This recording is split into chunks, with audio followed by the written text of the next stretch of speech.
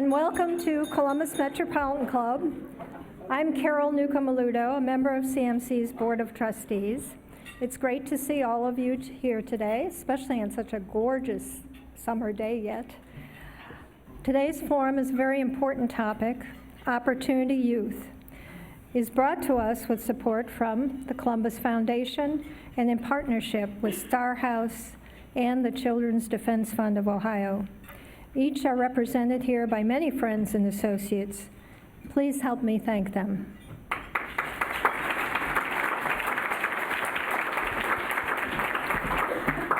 Now, please welcome Mark Lomax, the Community Research and Grants Management Officer for the Columbus Foundation, to introduce our speakers today. Mark? Thank you, Carol. The Columbus Foundation is proud to support the Columbus Metropolitan Club as they convene weekly public conversations on important community topics. Many children in Franklin County are born or thrust into complex circumstances that make basic staples like food and shelter an everyday struggle. Absent the resources and thoughtful guidance of caring adults, they must work extra hard to survive and navigate life, mostly on their own. Let's learn more about the challenges and the work being done to provide solutions to the plight of these young members of our community. Please welcome Executive Director of the Children's Defense Fund, Tracy Nájera.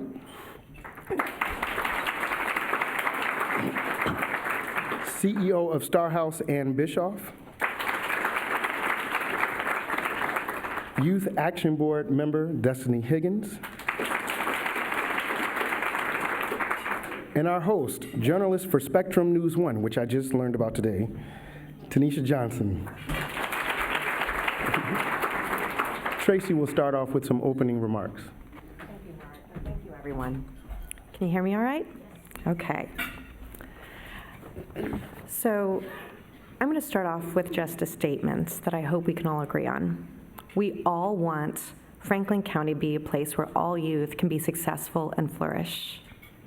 Right? This is a shared value that all of us have. However, one of the things that we know to be true is this is not the case for so many of our youth within our community. So for this reason, the Children's Defense Fund has partnered with the Columbus Foundation on a report that takes a fresh look at some of the research and some of the current status of our youth within our community, those youth that we call Opportunity Youth. So we're talking about our young people ages 16 to 24 who are not engaged in school or in the workforce.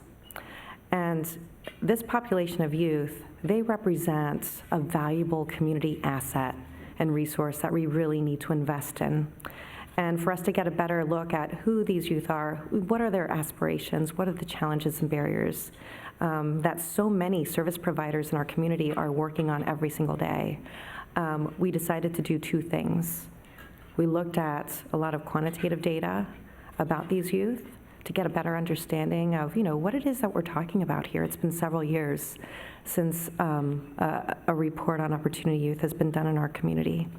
And secondly, to talk to the youth themselves. One of the most important things is elevating youth voice. And, any business owner would tell you the way to improve your business is to listen to your customer and to figure out what it is that they need and try to meet them where they are. And that was our purpose. That was our, I guess, the value proposition that we had in this work, and really, I think, the most valuable piece of the work that we did. So we conducted 40 focus groups that engaged around 40 youth within our community, representing so many different facets. So we went to Star House, we went to Equitas, we went to Columbus City Schools and talked to service providers there. So we looked at both the youth voice and also the voice of service providers that are on the ground working day to day, doing the best they can with the resources they have. And it was incredibly enlightening. And I just want to share a couple data points, and then we can jump into the conversation. So 6 of the areas that we really focused on were, number one, housing. So right now, what we know from data from other agencies within our community is that there are around 3,000 youth in Franklin County who are experiencing literal homelessness. and another 1,400 youth who are at risk for homelessness. Around health and wellness, from a state perspective, Ohio is one of 5 states with the largest number of children under age 18 who have experienced the most adverse childhood experiences. This is alarming, right? We're in the top 5 for this. In terms of education, one of the things that we learned from many of the service providers in our community is that many of our youth need support beyond, getting a GED or getting their high school diploma. Many in our immigrant and new American communities also need continuing language learning skills and just mentoring skills after that to engage in career pathways. In terms of support systems, Franklin County right now, and I'm drawing from a bunch of different data sets here, we have nearly double the rate of children in foster care than in other parts of the state. In terms of civic engagements, one of the things that we learned that I want to share is that many of the youth, so many that we spoke with in the focus groups, are excited and also very motivated to share their experiences with others in the community, be them policymakers, service providers, which they do, but they want to be part of the solution. And lastly, while Columbus is growing, many of its fastest growing occupations do not pay a living wage. So I just want to read a quote that we heard from one youth. They said, "It's not fair. I make $9 an hour and I'm still struggling." And in fact, this youth was still homeless and working. So I'm just going to stop right there, and I'm going to hand it over to Tonisha. But I'm really excited about this conversation because, ultimately, I think one of the things that we are excited about is that all these youth represent so much potential, and they have so many aspirations for their lives and for their children. And I think there's so many in this community that have a lot of energy that want to support them in that potential. Thanks so much. I do believe that as we look at youth in Franklin County and even in the state of Ohio, that there are so many different issues, and I think that it can be a lot to digest. But as we look at the results of this study, there's one thing, I had one thing in mind and a direction to go, but I want to go back to something you said specifically, and that was the voice of youth, which often can be silenced, and they can often feel that way. So based on what you found, and of course Destiny can jump in too as she represents and advocates for youth, but what are they really saying? Because I think it's important to provide that context, because sometimes we don't hear what's most important to them and also what their biggest challenges are. So I feel a little weird answering with you right next to me. So please jump in and you can help me answer this as well. But I can tell you from the focus groups, one of the things that we heard is that there's a deep sense that they're misperceived as maybe not trying as hard as they should or being responsible for the circumstances they feel themselves or that they find themselves in. And that is not the case. I think that more than anything, we need to have more of a sense of empathy and also solution finding. These are young individuals who are motivated and want to find a solution to their problems. They're not sitting back waiting for something. They're working every day to do this, and they're very resourceful. And I think about my own children. I have a 17-year-old, and I think about how much I have to help him navigate day-to-day decision-making and modeling that decision-making, and how we have so many youth in our community that don't have that, and they're doing the best they can. And you know what? We all mess up sometimes, on a daily basis. But many times, children, especially like my son, they'll have someone that can, have that safety net for them and pull them back and coach them and pick them back up. And we need that. We need more of that for all our youth. Go ahead. I completely agree with what you said as well, but I would like to focus more on, you were talking about jobs, as were you. I think that youth, yes, we want to have jobs, but think about it. Would you really want a job if you don't know where you're going to sleep, or the next time you're going to eat, or when you're going to be able to take a shower, or when you do get a job, maybe you're staying in a tent. So you don't know if your stuff's going to be stolen the second you're able to buy some stuff for yourself. So a lot of youth are terrified of maybe they're not going to be taken seriously at their job. Maybe they're not going to be hired in the first place because they smell and didn't take a shower. I think employers also need to be a lot more all-inclusive and include youth in more opportunities so we can prove, yes, I am ready for this responsibility. And I would just add, the report points out the number of 15,000 to 20,000 young people in this group, 14 to 24-year-olds. And without context, we might be tempted to look at that number and say, oh, they're just lazy, rebellious teenagers who don't have aspirations. But as you've pointed out, this is simply not the case. They want to work, but they're by and large trapped in these catch-22 situations where if you don't have transportation to get to work, you can't pay for your rent, and you're out on your own. And what's more, they lack that safety net there that many of us have taken for granted as we emerge into adulthood. And so our services need to address that. It needs to be holistic to provide that safety net for youth as they're moving forward. So let's go a little bit more deeper into that when we talk about what's really needed for youth to not just survive really, but to thrive ultimately, because it's not just enough to get a job. It's not just enough to say that I went to school, but there's more to that. So let's talk about that and what's really needed, not just from employers, but even beyond that. For me, I look at this report and I see it as an opportunity for us to pause and to take stock and to think about what we really want for every young person in our community that's being raised in every single neighborhood. And it's housing, yes, but not just housing, it's rootedness. They need a place of permanence, a place of belonging, a place that they have the option to move away from. I think that's something that many of us who have housing and have always had housing take for granted. We have the option to move to a bigger house, to a different neighborhood. These kids are being uprooted time and time again. And so with the workforce piece of this report, we need to ensure, given that there's a lot of stopping and starting with their employment, as you pointed out, we have to ensure that the workforce development programs that we are offering, and all programs, frankly, are syncing up with the flexibility of their lifestyle. And there are some programs that do that. At Star House, we offer flexible workforce. We're growing this program where a young person can come in immediately into our drop-in center and have access to flexible training, flexible employment. There's more opportunity for us, especially in this day and age with IT, to offer these flexible opportunities with youth, for youth.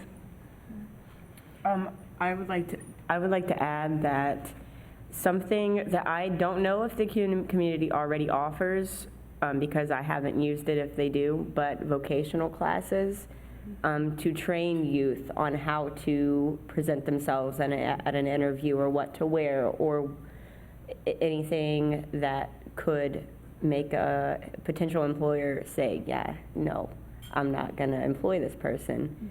But there needs to be an understanding of, well, like you said, I belong here. And youth, well, me, I would quit a job if someone said, oh, well, why aren't you able to make it to work every day on time? You were fine last week. What's wrong this week? It's always something. Employers don't understand that there is something wrong. Like, we're not making excuses. We don't not want to come to work. I have a 2-year-old. Why would I say, oh no, I just don't want to go to work? Sometimes you can't make it because you don't have childcare, and it is terrible, and it shouldn't be like that. Yeah, and I want to add also, I mean, I think that part of this is also, I mean, so Columbus, Franklin County, we have a great myriad of services available for our youth. I think that one of the things we also need to do is change the narrative around youth, and especially this population of youth, and also recognize as a community, I mean, we talk a lot about brain development in early childhood. I think we also need to recognize the significant opportunity that we have, especially as the brain develops in adolescence. So you hear 90% of the brain develops in the first 1,000 days. That is true. And those brains will develop.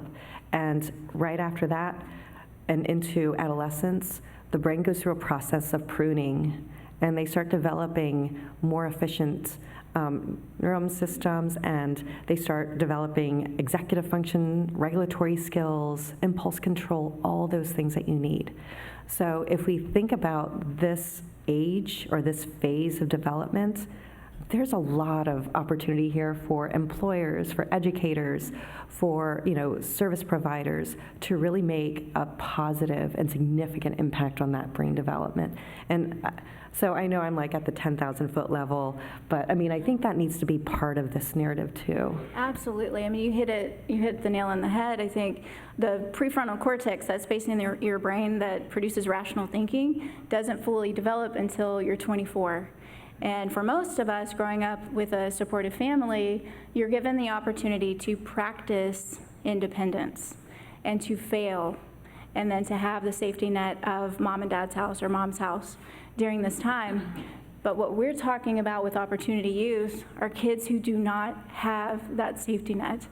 They are not practicing adulting when they're young, when they're 16, 17, and 18.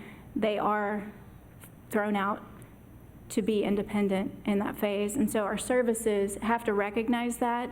We need more holistic programs that are offering that safety net of services, healthcare, therapy, transportation, all the things that they need to get and stay on their feet. They're highly vulnerable.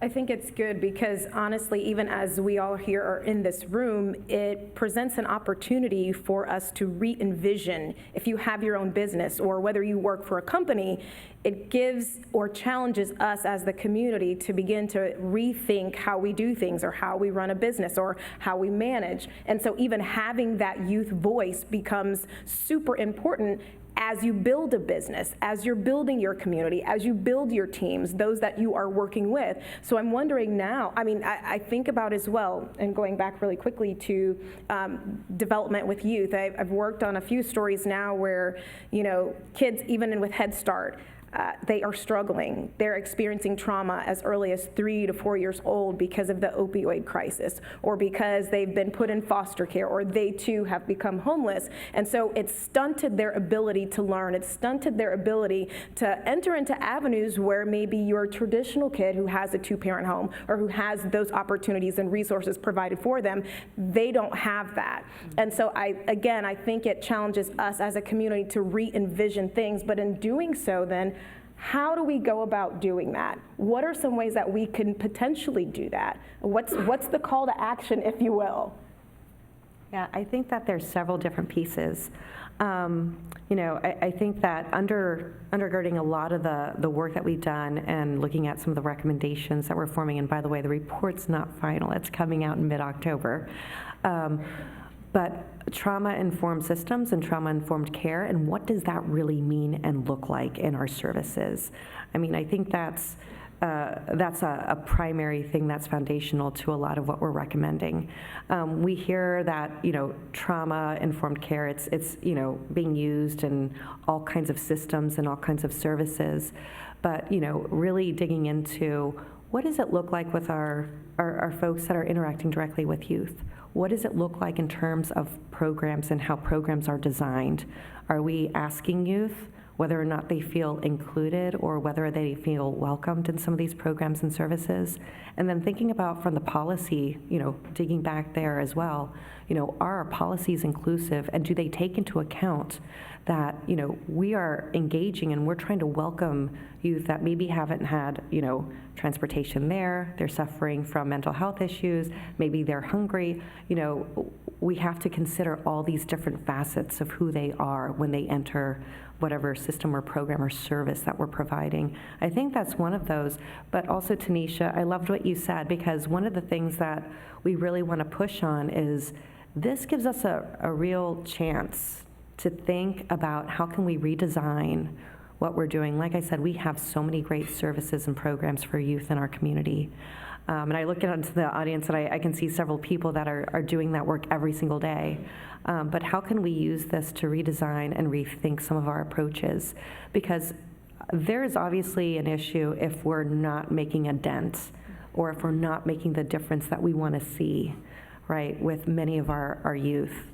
And asking them, at every step of the way. How can we make this better? How can we make this more inclusive? How can you feel welcomed? How can we get you into transitional jobs that take into account that you have childcare, transportation, housing, all these other issues in place? How can you get mentoring to help, start modeling those, either behaviors or practices, or, just talking to someone about your hopes and fears and aspirations in a safe place. These are all part of the recommendations that we're looking at. You're absolutely right. The youth voice is the most important. They know better than anybody else what they need. And we're so fortunate to have the Youth Action Board in Columbus with members like Destiny who are weighing in, and they're being listened to often. And listening to them, to me, the call to action, it's 4 parts.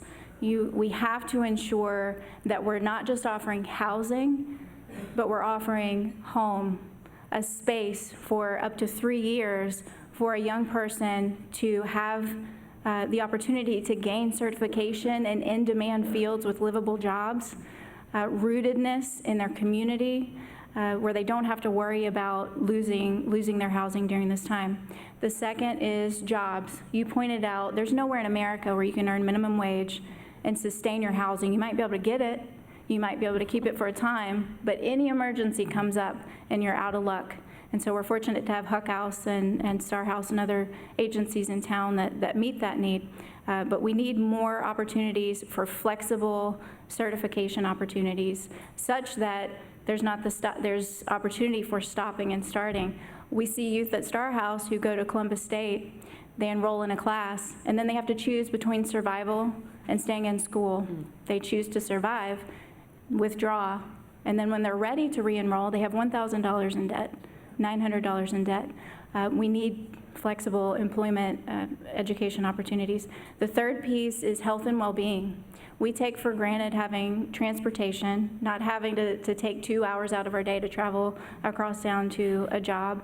And so I'm very encouraged by the new Chief Innovation Officer at CODA, and I'm excited to see some of the ideas that come out of that initiative. Transportation is important. Health, we're talking about some young people who've had some trying experiences. They've seen horrific things.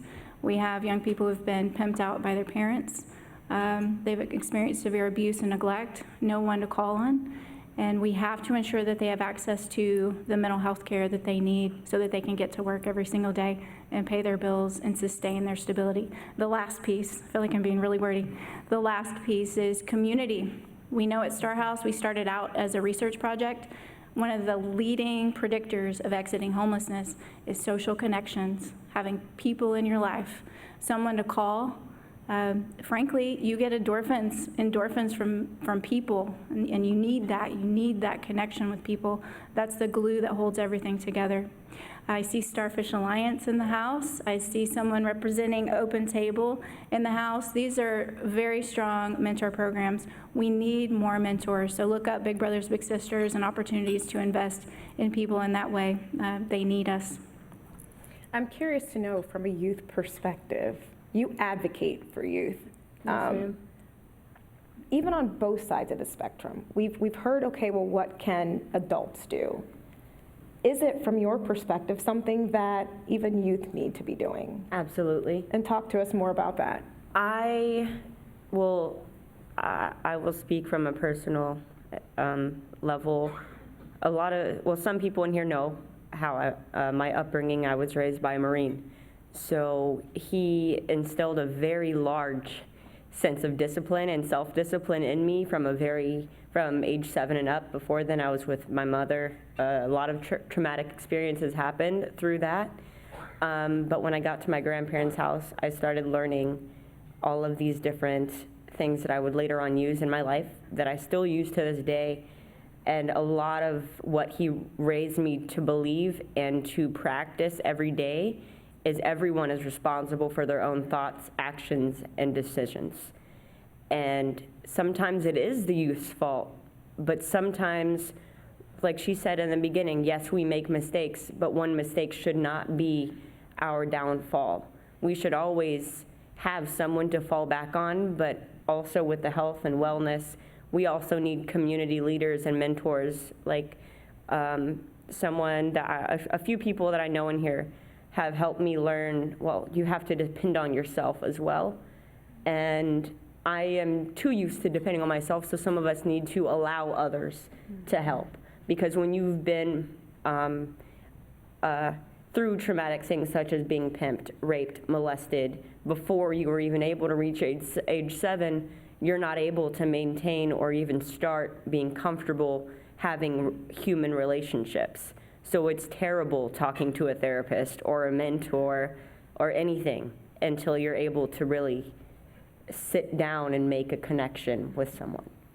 So as we've listened to all of these things about what we can possibly do, each and every one of us as individuals, I still have the question though and wonder, how do we do it in an equitable way? And I know when we use that word in different arenas, it means different things to different people.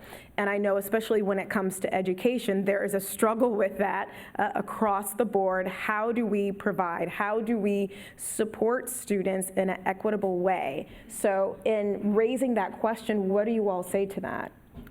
You know, I think that the first thing we need to do is really make sure that we're all examining the data. I mean, you can't really do anything unless you know where you're at, right? And I think about the data that we've been looking at, especially when it comes to education. That's kind of where my background is. But, you know, taking a look at the chronic absenteeism data, taking a look at out-of-school suspension and expulsion data, and digging into that, and rather than just looking at it and saying, oh, these are bad kids, or their parents don't care about them going to school, you know, I think I'm gonna borrow your term, peeling back some of the layers of that onion and getting into, well, why? You know, why are they acting out? What is going on? Is there something going on in school? Is there something going on at home, in the neighborhood? Why not? Or why not, yeah. So, I mean, I think that, you know, digging in and asking those questions in whatever seat you're sitting in and trying to understand what's going on, I think that's key, rather than, you know, making an assumption about what we think might be going on. But I think that's the first piece. And then really looking at our structures. So when I was talking about trauma and thinking about our practices, our services, our policies, our programs, and thinking about, are they ready to receive the populations of people that we're trying to help? Is there something about our assumptions and what we've built into this structure of the system that is for some way creating a barrier? So I'll just pause. Those are the two main things that I would start with. Yeah, I would just add 2 examples to that. One is truancy. You might think a kid is just skipping school because they're a rebellious teenager. But if you're a young person without running water at home or a laundry machine, you don't want to go to school stinky. So you're not going to go to school. I know I wouldn't. If I was in middle school, I'd do everything I could to not be made fun of by my peers. So we need to be more sensitive and pay attention to those truancy numbers and ask, what's going on? How can we help you to ensure that you're getting to school every day? The second is mobility. We have numbers of youth in schools. They're going to several different schools throughout the year. Something is wrong. Their parents are likely not just, you know, moving to a larger home. They're escaping evictions and hopping from home to home. We take a lot of snapshot indicators of success here. One is housing, and this is an important number, but it doesn't tell the full story. Someone can be housed today and be considered a success, and then homeless 6 months later, housed again, and that's considered another success. True success is reducing mobility. Mobility is homelessness. Displacement is homelessness. Food insecurity. Food insecurity. This is another example. And so as we think about all of those things, then just one last thing to kind of raise, you know, perception. We kind of started out with that, but I want to come back to that because, again, sometimes we can have a perception of one thing, but it can really be something else. So how do we kind of help us or help ourselves, if you will, to kind of reframe that, if you will? How can we? Some of us, well, I'm going to speak for myself. I don't like talking about the trauma. I don't like talking about, well, why are you this way? Why aren't you this way? I like to think about, okay, I'm here, now what?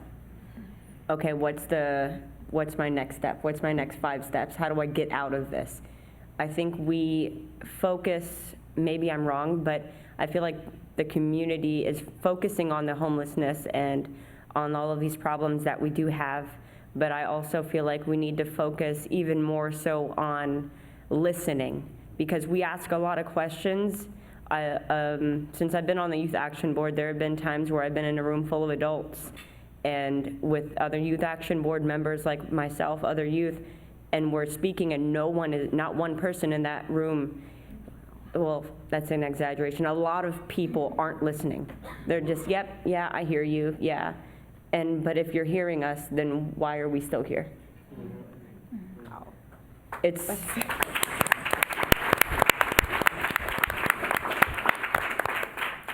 I feel like especially therapists and mentors, there's times where grown-ups give advice. Well, we're all adults. People give advice to others, and for us younger people, we're almost expected not to do well or need more help than others or whatever the case may be. But these beautiful women were talking about flexibility. We need to, as a community, learn to be flexible with youth as well, because some of us, like I said, might not want to talk about it. We might not need housing. We might need this. We might not need that. We need to get to, okay, you're here. Let's not focus on it. Let's think about the positive and move forward. So as we continue this conversation, for those of you that may have some questions that you would like to ask, we're going to open up the floor in just a couple of minutes for you to ask questions to our guests on the panel on today. And if you would, just please step to the microphone in the back here. And please make sure that it's a question and not a comment per se, but you definitely have the opportunity to ask them questions. You know, I'm appreciative for the fact that you were open enough to be honest and open enough to be real about how you felt. I believe that sometimes youth are in a position where they feel like they can't be fully honest or they can't be fully open because the environment doesn't lend itself to that. So definitely grateful to have the youth voice. Really quickly, as you move forward with the Youth Action Board and as you work with her, what are some things that you guys are working on to advocate for youth even more? And kind of what direction even you yourself are you moving in? I prefer to let Ann talk about the moving forward part, because that's, yes, I help, but she's better with words than I am, especially with stuff like that. But for me, I am just working on, I have a 2-year-old daughter. I'm working on being a single mom, and I just got Section 8 housing, which I'm not too comfortable with because of my upbringing, but the help's there, so I'm forcing myself to accept it. And I'm looking to go back into school, and being here today, I think that I want to get into public speaking for advocating for youth. Awesome. So.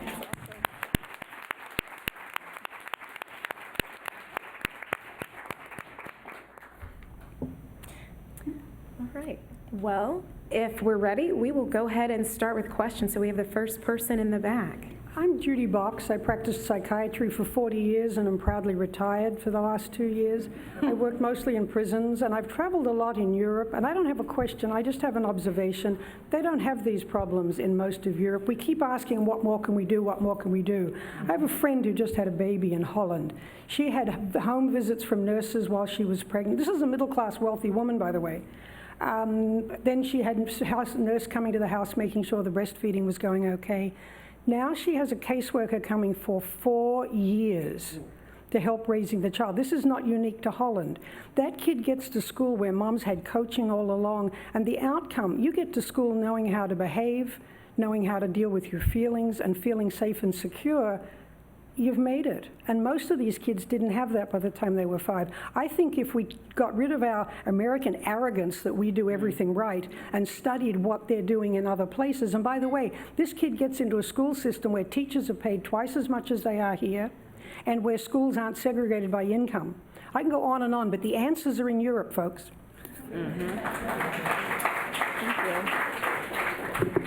Yes, your question. Appreciate that. I am quite tall.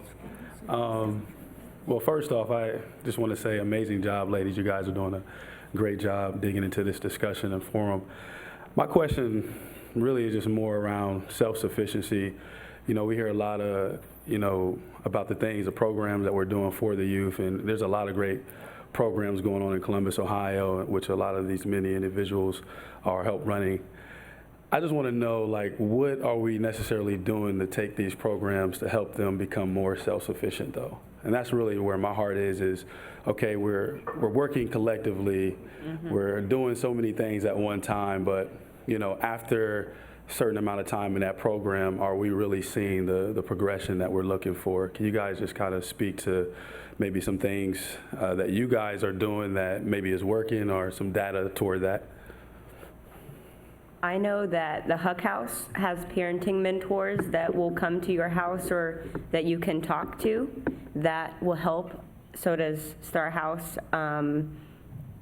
So to answer your question, I don't know of any community resources that help after that allotted time is up. So I think that's a good question that you have. I'm not sure how to answer it, but I didn't think about that because there is a huge problem and gap after that help, then what? It's figuring out where to go and how to move forward. And a lot of times, I think it also depends on, the youth or the type of situation they're in. For example, like for foster youth, there's certain programs that will help them transition to adulthood that support them through their mid-20s. For other youth, for example, who maybe were pushed out of their homes because their parents couldn't accept the fact that they were LGBTQ+. There's a variety of community supports that they can access or take advantage of. However, I think that more holistic or coordinated systems are needed. We're getting there. We're working on it as a community. But to your point, there's a lot more that we can do to make sure that youth are in a place where they feel safe, they feel housed, they feel that they can support themselves and their children. There's a lot of work that needs to be done. I talked before about the ramp up for young people as they're transitioning into adulthood, giving them the freedom to fail and be caught and encouraged to move forward. That's what our drop-in services provide at Star House now. Next year, in partnership with Finance Fund, we're going to be launching a Community First Village where all on one site, one property, youth will have access to housing, also job training, access to jobs in livable wage, in-demand career fields, access to health care and therapy right on site so that they can get to their job every single day and sustain their housing. And then the fourth piece is community. Every young person there will have the opportunity to join an open table. This is, rather than the one-to-one mentor match, a 6 to 8 adult to 1 mentee match. They meet once a week, goal set, goal report, and move forward. And we believe that formula points towards self-sufficiency with supports. We all need supports. It doesn't matter how old we are. We always need a community of people in our lives.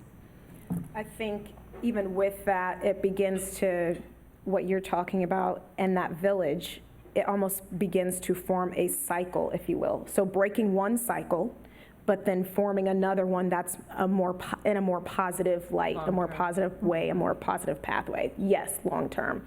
What's your name and what's your question? Hi, my name's Angela LaRiviere. Some people in the room know me. I grew up homeless and transitional, and I run 2 statewide programs, Youth Empowerment Program and Youth Move Ohio, that works with these youth that you're talking about, multi-system youth. So my question is around having this report, and it sounds great, and I do want to thank all of you for having this conversation, especially sharing your personal story. I know that's hard. But moving forward, is there going to be a process once the report is released that other youth could have feedback to that report, or also be involved in how that's going to be linked to policy and program change going for the longer term beyond the report, and if that plan exists? How to find out information, because our youth, I have youth with me here today, sit on a lot of statewide committees, and I think there's a lot of things going on, particularly around the ACEs and trauma-informed care committees that could be linked back to resources. Well, I'm a big believer in the fact that you don't write a report if you don't plan on doing anything with it. So, yes. Thank you. So we should continue this conversation, but yes, I mean, we definitely want to make this action-oriented. We want to, put energy behind this and have this help drive those conversations and elevate youth voice to help us start rethinking, what we're doing in our community. Hi. Hi, I'm Wendy Patton. I'm with Policy Matters Ohio. Thank you for this remarkable conversation on this remarkable body of work.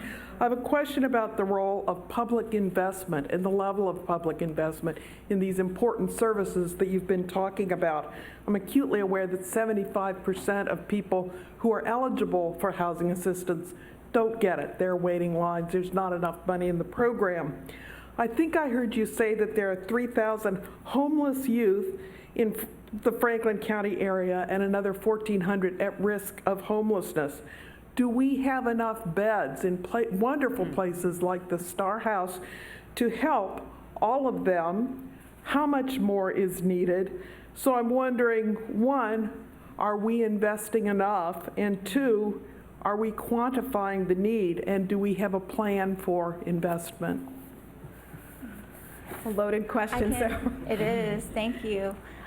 We always need more investment in services for youth. This is a growing population. With the opiate epidemic, we mentioned before the growth in foster care, so we can anticipate, given the statistics related to aging out of foster care, that there will be more homeless youth just in looking at that change in trend. But we know at Star House, just in very real numbers, 5 years ago we served 531 individual youth, ages 14 to 24. This year we're on track to serve 1,500 individual youth and their small children. Last year we served 60 to 80 youth per day, that's individuals. This year we're seeing 120 to 140 per day. We are dangerously close to capacity at Star House, and we're exploring the addition of new satellites around strategically in different regions in our community. To do that, certainly we need more resources. We need a safe place that's open 24/7 where youth can access and get the resources that they need to move on. Thank you for that question. That's just one piece of it. We certainly need additional housing opportunities that go beyond temporary. Our youth need almost the college dormitory experience where their housing is in check. They have access to all the resources they need so they can get their certification, I mentioned before, in check, so that they can launch fully and permanently into stability. I would like to say that I do not think that the community is doing enough, obviously, but I am a firm believer in thinking about the glass being half full. So we are doing quite a bit, but even though we're not doing enough, we're still working on it. And I feel like as long as the youth, after they're done with these services, if they still need it, I feel like it's up to that youth or that family unit to go back and ask for that help again. And I feel like sometimes youth don't want to because we say, oh, we already had it, what if we don't get it again? Or I don't want to be judged, or just fear of failure, I guess, or fear of rejection is a big one I see with my own circle of friends and everyone. I think we have a big fear of failure in general. But it's I think a lot of youth need to just find the strength in themselves to get up and get it moving and ask for that help. Because a closed mouth does not get fed. Okay. Next question. Hi, my name's Helen Spicer, and I'm with WBNS 10 TV. First, Destiny, thank you so much. I think you are great with words, and you've just started your career in advocacy and public speaking today. So really thank you for being honest and sharing your story. My question is about awareness for the general public. I believe that when Columbus truly rallies around an issue or a cause, we tend to really move the needle, solve some of those issues. So I'm wondering how big of a barrier is general awareness with our regular Joe that isn't involved in the public sector or really hasn't had an opportunity to even see a Star House or a Huck House. That's easy. People don't want to see it. People don't like, well, if you're a good, genuine-hearted person, I would hope that you don't want to see youth in any kind of negative predicament, even if it is their own fault. But I forgot. What was your question? Awareness. See, I have a problem with being aware sometimes too. How big of a barrier is just general awareness think about this issue? For the general public, I think that it's a huge issue that people don't want to talk about because it's uncomfortable, and I think it's through conversations like this and possibly doing an actual rally and having youth come to it and possibly lead it and just talk about it, because nothing's going to get done if I feel like it needs to be a youth-led organized movement, because no, I wouldn't listen. Being a youth, I'm not going to listen to an adult because you guys had different things growing up than we have now that are going against us. And I feel like if it's our life, so we need to be the ones that say, yes, this works, no, this doesn't, instead of letting other people speak for us. I would add, youth homelessness is hidden oftentimes because the youth themselves are hiding. If you're a minor and you don't want to be forced to go to foster care, you're going to do everything you can to blend in and hide. That's why resources like Huck House and Star House, Center for Healthy Families, and Kaleidoscope are so important. We can live in our respective bubbles in Central Ohio, drive from our home to downtown and never see it, or never know that we're seeing it. My eyes have been opened. I started working with Star House almost 4 years ago, and it's remarkable now when I'm traveling and when I'm in Columbus, I see with new eyes a young person on the street in the middle of the day with a backpack, and I know that that young person is homeless. So you're seeing it, you just don't know it. And I think the beautiful thing about Columbus is when we do bring an issue like this to the table, people listen and they want to be engaged, and I've been encouraged with the engagement thus far, and I'm excited about where we're headed because I think as more people find out, we'll be able to do so much more for these youth. And I just want to add, I think we have our work cut out for us, because even without this issue, I think adolescents, they get a bad rap anyway. And this isn't just true today, this is true for like the past 2,000 years, if you would read like what Socrates said about teenagers. But I mean, teenagers in general get a bad rap. And then you add on to it, teenagers, adolescents, young adults in their early 20s, you know, that are facing these challenges where, okay, maybe you look like you're 18, you're really 16, but you're, you know, maybe have the cognitive development of 12-year-old because of all the trauma and everything else that's gone in your life. But society wants to put on you the adult responsibilities and the accountability that you're just not ready for. So I think that sharing that narrative and shaping how we talk about this population to more of something strengths-based, where we're looking at them as assets. These are assets. These are young adults full of potential. We have to tap this, you know, and make sure that we can all share in this. I think that's going to be really difficult for us, but I mean, I think we all play a part in it. All right, one more question. Hi, my name's Tina Husted, and I'm bringing the Open Table movement here to Columbus.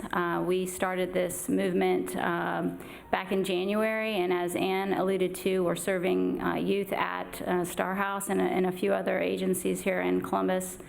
And I have two questions. My first question is to the audience. And I know this is a powerhouse full of audience, great people that have servant hearts. So the question is to you, do you have room for one new relationship in your life? If you have room for one new relationship in your life, you can get involved in Open Table, because that's exactly what it is. It's a volunteer organization to truly advocate and help one of these youth that we're talking about. They need relationships. They don't need transactional relationships. They need true relationships with people that will be there for them. And the second question I have is for Ann, and Ann is, you're such a shining light in helping these people. And I want you, if you would, share with everyone about the Community First initiative that we've been talking about and how we can truly serve the youth that may be in the housing that's going to be put through the city. Yeah, so we learned about the Community First concept by traveling down to Austin, Texas. There's a village down there. It's actually a tiny home village. 200 tiny homes. A quarter of the homes are set aside for staff, mentors, volunteers who choose to live on site and abide by the purpose of the property to build community with people. The other 3/4 of the homes are for chronically homeless adults who are coming out of that situation. They've recreated an ecosystem of housing, the community that should have been there all along. And I talked about this earlier, but there are jobs on site, there's training and in-demand fields right there on site, access to transportation, gardens, walking trails, community spaces, places that force that community. And so that's what this is all about. We've learned, as I mentioned before in our initial research with OSU, relationships are the difference maker. It's what causes homelessness, and it's what can bring people out of it. And so thank you I should also point out Keisha's here from Columbus City Schools. They have a phenomenal mentor program as well. So please reach out to Keisha directly. Just kidding. I'm sure there's something online. You're going to get 500 emails. And then Starfish Alliance, Big Brothers Big Sisters, and certainly Open Table. You can reach out at starhouse.us/volunteer. Thank you. So we have had some really great conversation today, good questions asked, and I believe that it is just the beginning and a continued conversation for many of you, though, in the room. And so we will go ahead and turn it over back now to Carol. Thank you. Yes, I hope you've learned a lot today, and it's also given you something to think about. And I encourage you, volunteer. Open table may be it, maybe a mentorship, maybe just think more about things like trauma-informed care and find out more about it. And also wait for the report that comes out in October and read it. You might find something in there that inspires you to do more too. And I know one of you mentioned the fact that most of us live in lives where we don't see what's going on. And you're right, and it makes me sad. Anyway, and I will try to look around a little more, especially about the youth who do stand on the side of the street or look like they haven't had a shower for 2 weeks somewhere sitting. And I think being more aware of that will make us more empathetic and maybe do more. Okay, I want to thank our sponsors today, our partners, the Columbus Foundation and Star House and Children's Defense Fund. Thank you.